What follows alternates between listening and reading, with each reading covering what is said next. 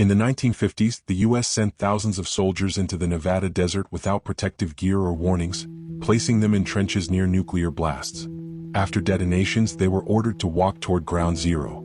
Operation Desert Rock was not merely a military exercise but an experiment on soldiers, raising serious ethical concerns about using troops as test subjects and the hidden costs involved. Welcome to the land of history.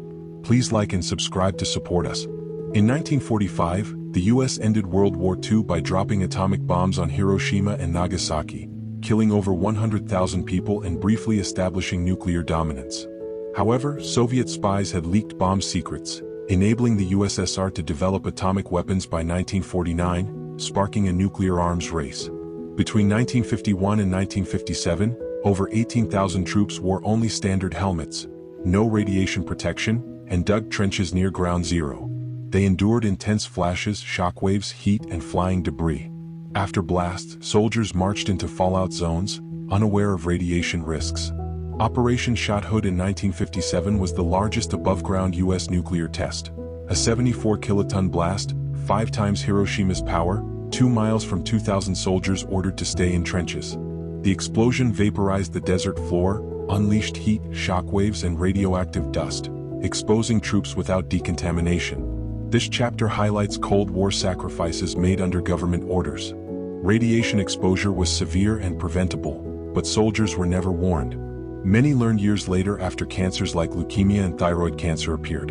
Veterans often had their claims denied as the government maintained the tests were safe despite internal knowledge of radiation dangers. Nearby communities suffered cancer clusters and birth defects but were ignored. A veteran said, "We weren't trained for nuclear war. We were sacrificed to sell it." It wasn't until 1990 that the Radiation Exposure Compensation Act was passed, decades after many had died.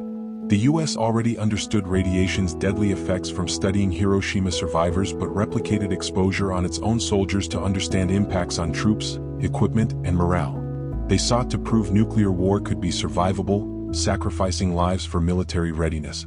This reveals a dark Cold War era where soldiers were seen as expendable. The secrecy behind exposing troops to radiation raises deep ethical questions about government transparency and safety.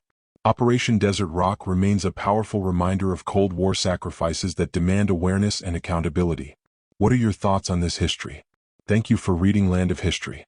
Please share your comments below.